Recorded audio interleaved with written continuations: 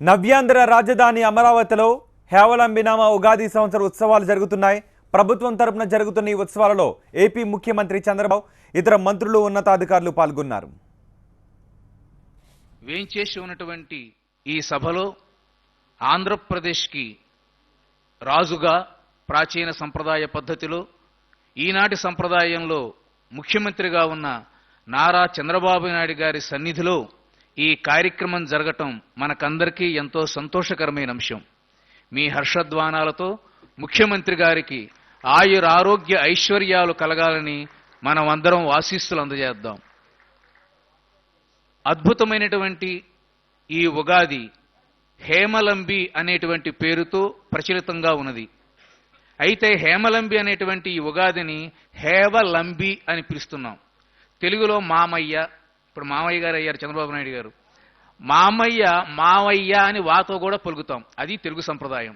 అందువలనే హేవలంబి అనేటువంటి ఈ పేరుతో పిలువబడేటువంటి ఈ యొక్క సంవత్సరం బంగారు తోరణమని సంస్కృతంలో దానికి అర్థం.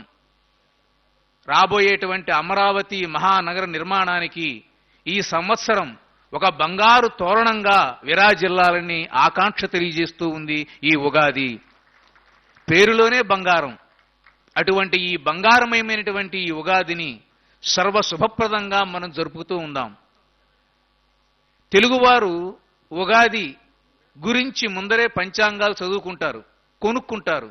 కానీ ఉగాది నాడు శ్రవణం చేయటం అనేటువంటి సంప్రదాయం. ఎప్పుడైనా సరే మన తెలుగువారు చెప్పిన మాట అంటే వినదగునెవ్వరు చెప్పినా, నీకెంత తెలిసినా సరే ఎవరైనా చెప్తే జాగ్రత్తగా ఆలకించు, అప్పుడు నిర్ణయం ప్రకటించు అన్నారు. అదేవిధంగా నవవిధ భక్తి విధానాలలో మొట్టమొదటిసారిగా శ్రవణం, వినటం అనేటువంటిది ఒక భక్తిట. అటువంటి భక్తిపూర్వకంగా ఈనాడు మనం పంచాంగ పఠనం నేను చేస్తూ ఉంటే పరమాత్మ స్వరూపంగా ఉండేటువంటి పంచాంగాన్ని మీరంతా శ్రవణం చేసి ఆ పరమాత్మ యొక్క అనుగ్రహాన్ని పొందాలని, శ్రీ కళ్యాణ గుణావహం రిపుహరం దుస్వప్న దోషాపహం గంగాస్నాన విశేష పుణ్య ఫలదం గోదాన తుల్యనృణాం ఆయుర్వృద్ధిముత్తమం శుభకరం సంతాన సంపత్ప్రదం నానాకర్మసు సాధనం సముచితం పంచాంగ మాకర్ణ్యతాం. కాబట్టి పంచాంగాన్ని చదవనలా ఆకర్ణ్యతాం వినమన్నారు. విని శ్రద్ధగా ఏ ఏ సమయాల్లో నువ్వు ఏ పని చేస్తే విజయం పొందుతావో ఆ విజయాన్ని పొందమన్నారు. సంవత్సరం మొత్తం మీద మనం ఏ ఏ పనులు చేస్తే మనకి శుభాలు కలగాలని మనం కోరుకుంటామో ఆ శుభాలన్నీ ఈరోజు పంచాంగం వినటం వల్ల కలుగుతుందట. అదేమిటి? కళ్యాణ గుణావహం, మంచి శుభ కార్యక్రమాలు చేసేటువంటి అంశం. శత్రువుల యొక్క బాధ తొలగిపోవటం, దుస్వప్న దోషాలు పోవటం, గంగా స్నాన ఫలం, అదేవిధంగా గోదానం చేసేటువంటి పుణ్యం, ఆయుర్వృద్ధి, ఉత్తమం శుభకరం, మంచి సంతానం, సంపత్తు కలిగి ఉండటం, అనేక కర్మలు చేయటానికి ఉపకరంగా ఉంటుంది ఈ పంచాంగ శ్రవణం అనేటువంటిది. కాబట్టి ఇక్కడ ఉన్నవాళ్ళు చాలా మంది వాళ్ళ పిల్లలు రాకపోవచ్చు, మనవలు మనవరాళ్ళు రాకపోవచ్చు. అయినా సరే ఈ పంచాంగం వినటం వలన అటు 3 తరాలు ఇటు 3 తరాలు, అంటే ఇక్కడ కూర్చున్న వాళ్ళలో మీ తండ్రి, మీ తాత, ఆ ముత్తాత, మీరు, మీ కొడుకు, మీ మనవడు. కాబట్టి ఈ విధంగా 7 తరాల వారు తరించేటువంటి ఒక అద్భుతమైన కార్యక్రమం ఈ పంచాంగ శ్రవణం. ఇంత సులభంగా పుణ్యం మనకు వస్తూ ఉంటే ఎందుకు ఇన్ని వేల మంది రాకుండా ఉంటారు? కాబట్టి మన ధర్మంలో ఉండేటువంటి లక్షణం ఏంటంటే సామూహికంగా అందరూ ధర్మంగా ఉండటం. అటువంటి అద్భుతమైనటువంటి ఈ పంచాంగం 5 లక్షణాలతో ఉంటుంది.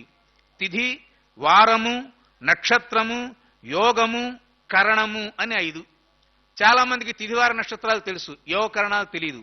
తిథులు 15 ఉంటాయి, పాడ్యమి విధియ మీకు తెలుసు.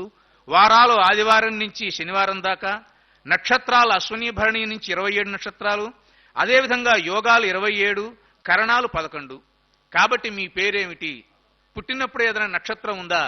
మీ యొక్క పుట్టిన తేదీ వివరాలుగా ఉన్నట్లయితే పంచాంగకర్త దగ్గరికి వెళ్ళినట్లయితే వాళ్ళు కరెక్ట్గా శాస్త్ర ప్రకారంగా చూసి ఏ రోజు నీకు మంచిది, మీ ఇంట్లో ఏ శుభకార్యాలు చేస్తే మంచిది, నీ వలన సమాజానికి ఏది ఉపయోగపడుతుంది.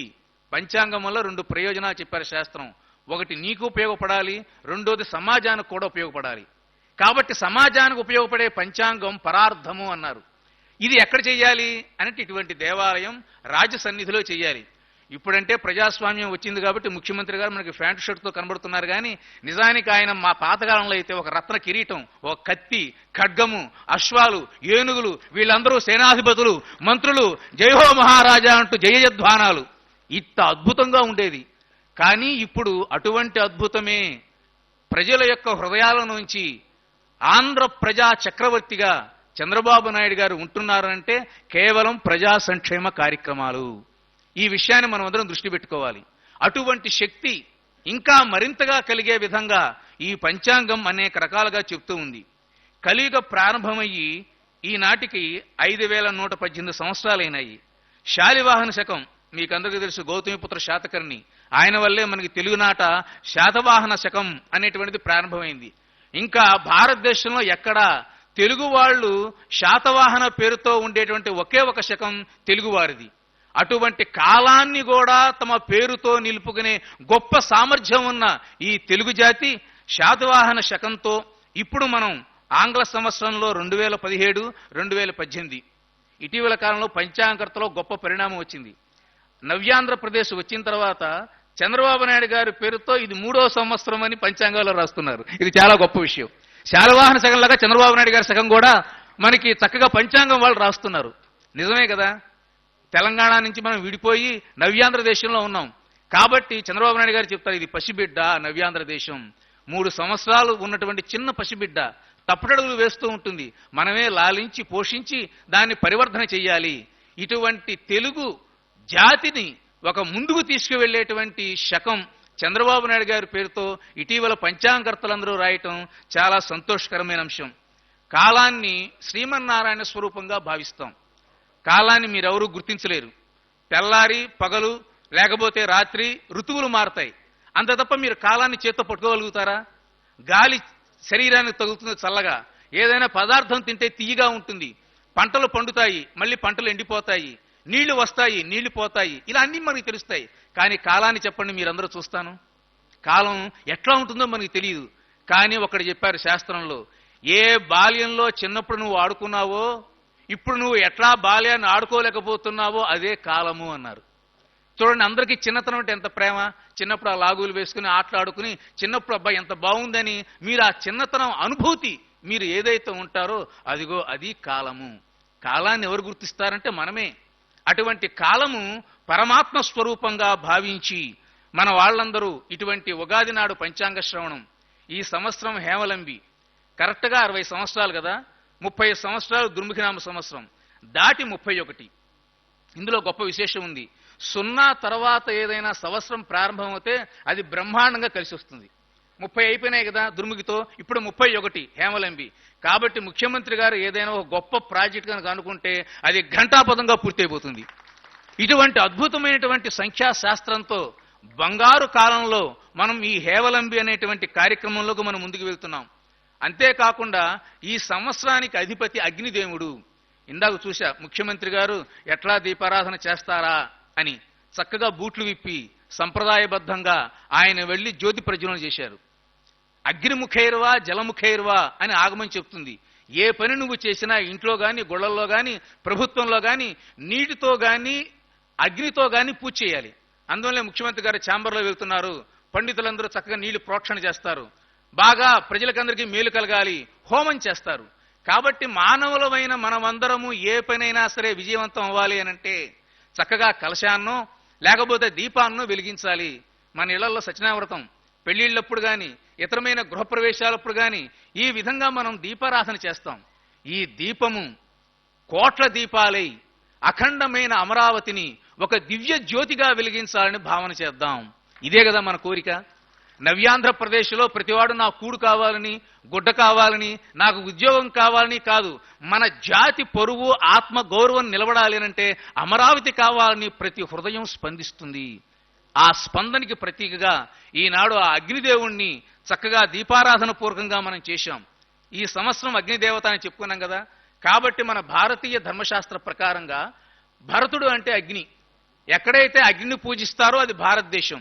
కాబట్టి ఆంధ్రదేశంలో ఈనాడు ఆ అగ్ని పుణ్యంతో ప్రభుత్వం సకలమైనటువంటి కార్యక్రమాలు చేస్తారని, ఈరోజు ఎవరైనా ఈ సంవత్సరంలో మీకు ఏదైనా ఇబ్బందులు వచ్చిందనుకోండి, తెలలు అంటే నువ్వులు మీకు తెలుసు, ఆ నువ్వులతో ఎవరైనా దానం కనుక ఇచ్చినట్లయితే సమస్తమైన దోషాలు పోతాయట ఈ సంవత్సరం. కాబట్టి ఇదొకటి గుర్తుపెట్టుకోండి. అవకాశం ఉంటే చక్కగా ఆ నువ్వుల్ని దానం ఇవ్వండి, లేదా ఆ నువ్వుల్ని బెల్లం చక్కగా ఉండచేసి ఆవులకు గనుక పెట్టినట్టయితే ఈ సంవత్సరంలో ఏదైనా తెలిసి గాని తెలియక గాని అనుకోనిటువంటి ఇబ్బందులు గాని ఏదొచ్చినా సరే తొలగిపోతాయి అని మనకి శాస్త్రం చెప్తుంది. ఇక్కడే మనం ప్రధానంగా ఈనాటి పంచాంగంలో ఒక అంశంలోకి వెళ్తున్నాం. సంవత్సర ఫలం, నవనాయకులు అని ఉంటారు. ఇందాక మనం చెప్పుకున్నాం, మన పంచాంగాలు మన ధర్మాలు అన్నీ ఆధునిక కాలంలో ప్రజాస్వామ్య పద్ధతిలో ఉన్నా ప్రాచీన కాల రాజ పద్ధతిలోనే ఉంటున్నాయి.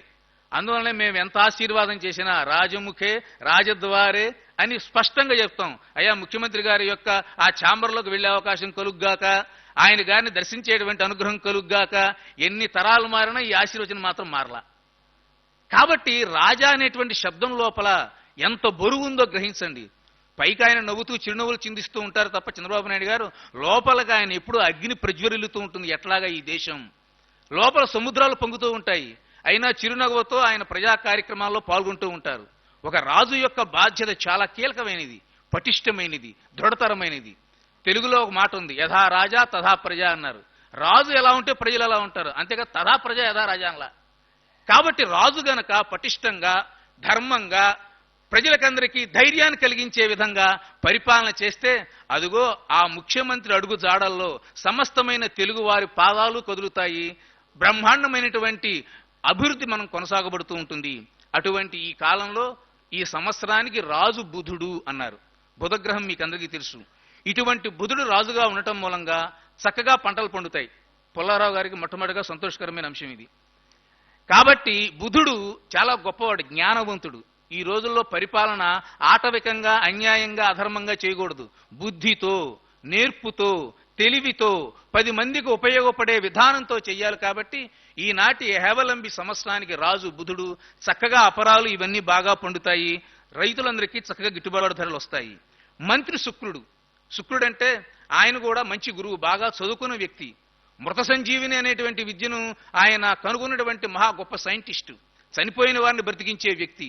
అటువంటి వాడు మంత్రి. ఇక చూడండి ప్రభుత్వం ఎలా ఉంటుందో, అద్భుతంగా పనిచేస్తుంది. అటువంటి మంత్రి ఈనాడు శుక్రుడుగా ఉన్నాడు. పంటలకి తగినటువంటి వర్షాలు కురిసేటువంటి అవకాశం ఈ శుక్రుడు వల్ల కలుగుతుంది. ఇక సైన్యాధిపతి, అర్ఘాధిపతి, మేఘాధిపతి గురుడు. గురువు అనేటువంటి శబ్దం ఈనాడు చిన్నబోయింది, కానీ చిత్తూరు జిల్లాలో గురువు గారు అనేటువంటి శబ్దానికి చాలా విలువ ఉంది. ఈనాడు ఆంధ్రదేశంలో గురు శబ్దం చాలా హీనమైపోయింది. గురు ఓ పెసరట్ తీసిరా, గురు రిక్షా వస్తావా, గురు క్రికెట్ స్కోర్ ఎంత, గురు శబ్దం ఇలా దిగజారిపోతూ ఉంది. అలా దిగజారిపోనీయకుండా ఎంతో విలువంగా ఇంకా మనకి చిత్తూరు జిల్లాలో కొన్ని చోట్ల కనబడుతూ ఉంటుంది. పంచాంగాన్ని ఇంట్లో పెట్టుకుంటారు చిత్తూరు జిల్లాలో. ఇప్పటికీ నేను చాలా ఇళ్లలో చూశాను. ఒక మర్యాద, ఒక మన్నన. అటువంటి చిత్తూరు జిల్లా నుంచి ముఖ్యమంత్రి గారు ఈనాడు వచ్చి ఇటువంటి సంప్రదాయాలను కాపాడుతూ ఉన్నాడు. కాబట్టి గురుడు ఉండటం మూలంగా ధనధాన్య వృద్ధి, ఉత్సవాలు, యజ్ఞాలు జరగటం. ఈసారి నవ్యాంధ్రప్రదేశ్లో కొత్త విశేషం ఏంటంటే సమస్తమైన దేవాలయాలన్నిట్లోనూ స్వామివారికి విశేషమైన సేవలు జరిగి ఆ స్వామివారి కృప మన యొక్క ప్రభుత్వం మీద ఉంటుంది. చంద్రబాబు నాయుడు గారు ఎంతో కష్టించి మన ఆంధ్రప్రదేశ్కి ఒక నిజమైన అంబాసిడర్ ఎవరంటే వెంకటేశ్వర స్వామి వారు అని చెప్పారు. చూడండి, ఈనాడు తెలుగువారు ప్రపంచంలో ఎక్కడ ఉన్నా తెలుగువారి గుర్తింపు వచ్చింది ఏమిటంటే వెంకటేశ్వర స్వామి వారి వల్ల.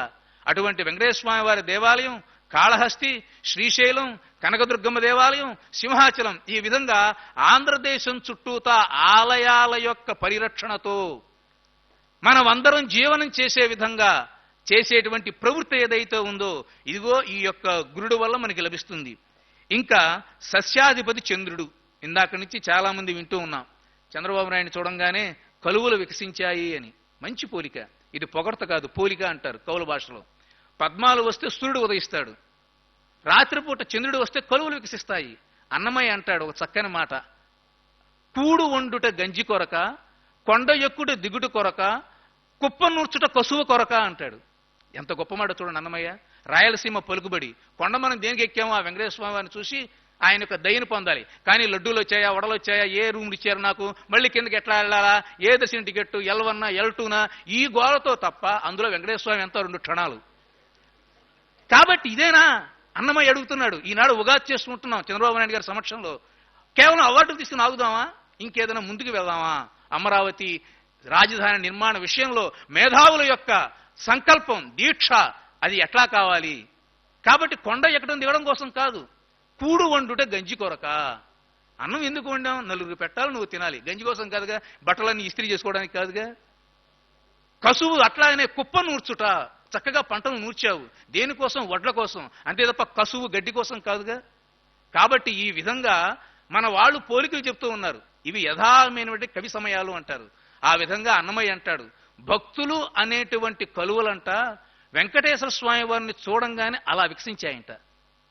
చాలా నిశ్శబ్దంగా అందరం పలకరించుకుంటూ ఉన్నాం ముఖ్యమంత్రి గారు రాకపోవడం వరకు. ఆయన ఎప్పుడైతే రాగానే అందరి కళ్ళలో ఒక వెలుగు, కళ్ళు అట చక్కగా కలువుల్లాగా వికసించాయి.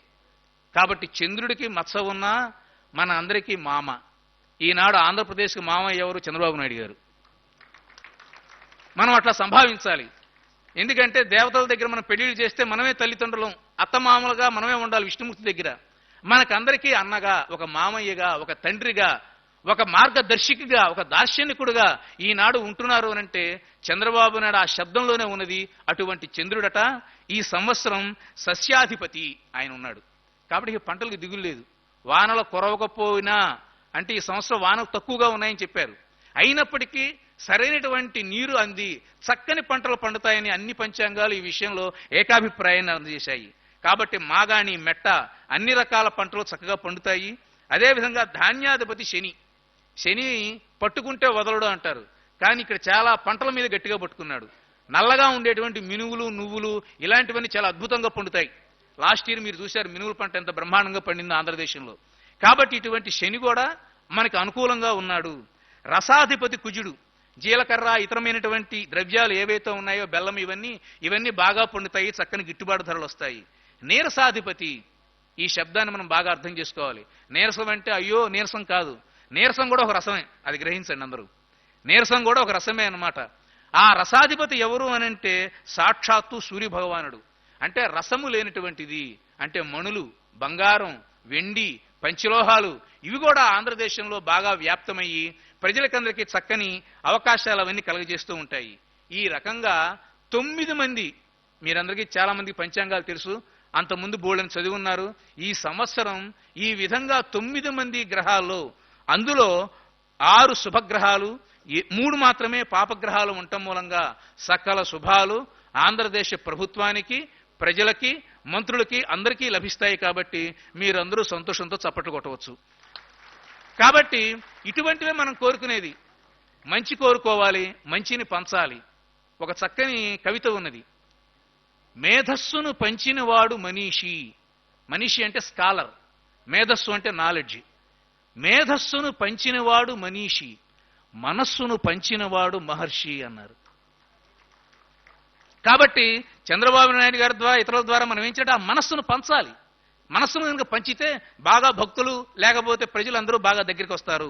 అటువంటి మనస్సు, మేధస్సు రెండు ఈ సంవత్సరం ఈ యొక్క గణన వల్ల మనకి బాగా జరుగుతుంది.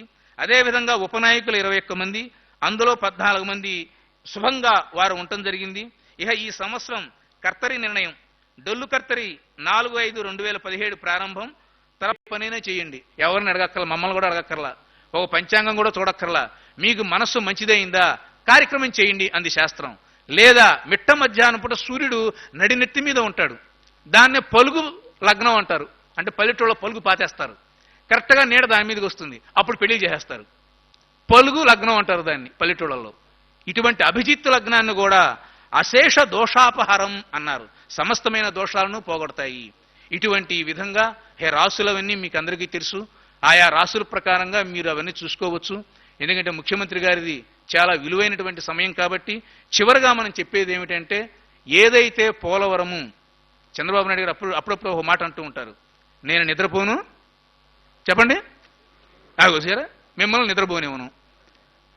కానీ ఇప్పుడు ఈ సమయంలో ఒక్కళ్ళే నిద్రపోవట్ల పాపం. ఆ ఒక్కళ్ళు ఎవరో మీకు తెలుసు. కాబట్టి ప్రజలందరూ గుండెల మీద చేయి వేసుకుని హాయిగా నిద్రపోయేటట్టుగా రాత్రింబవళ్ళు రోజుకి 18 గంటలకు పైగా ముఖ్యమంత్రిగా ఆయన బాధ్యత నిర్వహిస్తున్నారు. పంచాంగకర్తగా వారికి చేసే విన్నపం ఏమిటంటే, అయ్యా మీ ఆరోగ్యాన్ని కాపాడుకోవలసింది, మీ ఆశీస్సులు అందించండి. చంద్రబాబు నాయుడు గారి యొక్క ఆరోగ్యం కలకాలం ఉండాలి. 65 ఏళ్ళు వచ్చినాయి ఆయనకి. ఇప్పుడు మేము కూర్చుంటేనే మాకు మోకాళ్ళ నొప్పులు మొదలవుతున్నాయి.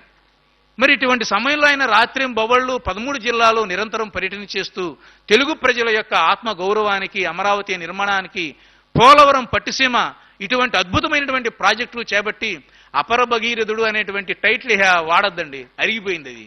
అపర భగీరథుడు అని ఆయన ఒక్కటే గంగని తీసుకొచ్చాడు.